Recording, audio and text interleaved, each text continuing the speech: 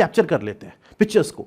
जैसे for example मैं आपको एक मूवी दिखाऊं, आप पूरी मूवी देखोगे 3 घंटे की, एक मैं उसी मूवी की स्क्रिप्ट लिख के आपको दे दूं, आपसे स्क्रिप्ट दूं, आपको पूरे दिन बोलूं इसको पढ़ो, रटो इसको, और अगले दिन आपसे क्वेश्चन पूछो स्क्रिप्ट देके, आप नहीं आंसर कर पाओगे। बट अगर मैं आपको मूवी देखने भेज दूं, पूरी पिक्चर देख के आप आओगे, आप तुरंत आंसर कर दोगे सारे क्वेश्चन उस मूवी में कौन सा क्या था। उसका रीजन है ये ब्रेन की, आप समझ लो, ताकत है। हम पिक्चर्स को, हम साउंड को कैप्चर कर लेते हैं। तो मैं क्या करता था, मैं अपने नोट्स पिक्चोरियल फॉर्म में बनाता था। पिक्चोरियल फॉर्म मतलब एक पेज लिया, सर्कल खींचा, इसको बोलते हैं माइंड मैपिंग। सर्कल खींचा, सर्कल के अंदर कुछ लिख दिया, उस सर्कल से कनेक्शन बना के ऐसे यहाँ ट्राइंगल बना दिया, यहाँ कुछ लिख दिया, नीचे रेक्टेंगल बना दिया, यहाँ कुछ लिख दिया, पिक्चोरियल फॉर्म में बना दिया। अब क्या होता था, उसको मैं एक दीवार पे चिपका देता था, वॉल पे, और रोज देखता रहता था ऐसे बैठा बैठा। अब जब एग्जाम में मैं जाता था तो क्या होता था, मुझे वो फॉर्मूले याद नहीं होते थे, मुझे वो सीक्वेंस याद होता था, सर्कल, ट्राइंगल, रेक्टेंगल, उसके अंदर क्या होता है वो ऑटोमेटिकली आ जाता है। आप करके देखना एक बार, याद हो जाता है ऑटोमेटिकली। ऐसी मैं थ्योरी याद करता था। थ्योरी कैसे याद करता था, मैं पढ़ के याद नहीं करता था थ्योरी, मैं रिकॉर्ड कर लेता था। रिकॉर्डर ले रखा था मैंने, एक छोटा सा रिकॉर्डर आता था 200 रुपये का, बहुत बढ़िया शानदार चलता है वो, गाने भी सुनता था मैं उससे कभी कभी।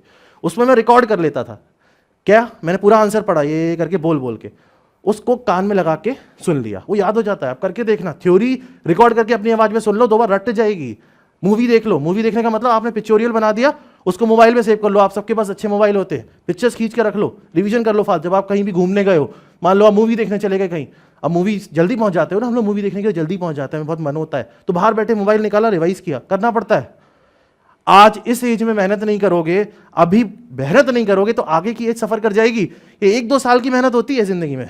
इंसान को लाइफ में 2 बार मौके मिलते हैं, मैं आपको बता रहा हूं।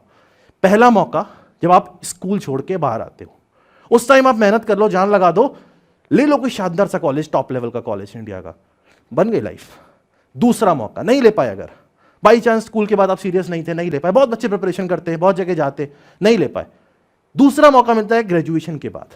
जब आपकी ग्रेजुएशन खत्म हो जाती है तब आपको लाइफ एक और मौका देती है कि बेटा अब पढ़ लो, अब सीरियस हो जाओ।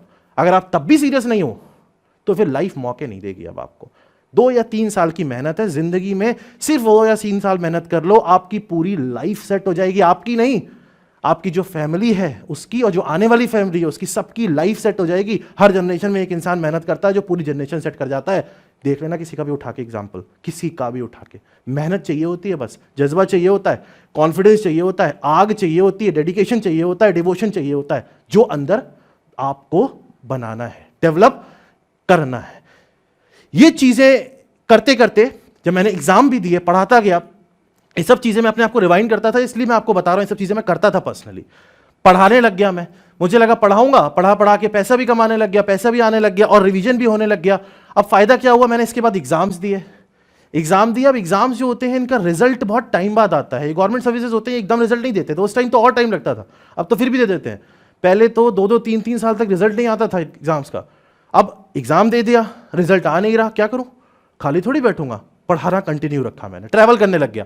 अब क्या करता था मैं, जैसे दिल्ली से मुझे इंदौर जाना है पढ़ाने के लिए, मैंने ट्रेन पकड़ी, इंदौर गया। अब मैं तैयारी छोड़ तो नहीं सकता, मुझे थोड़ी पता मेरा सिलेक्शन हो जाएगा।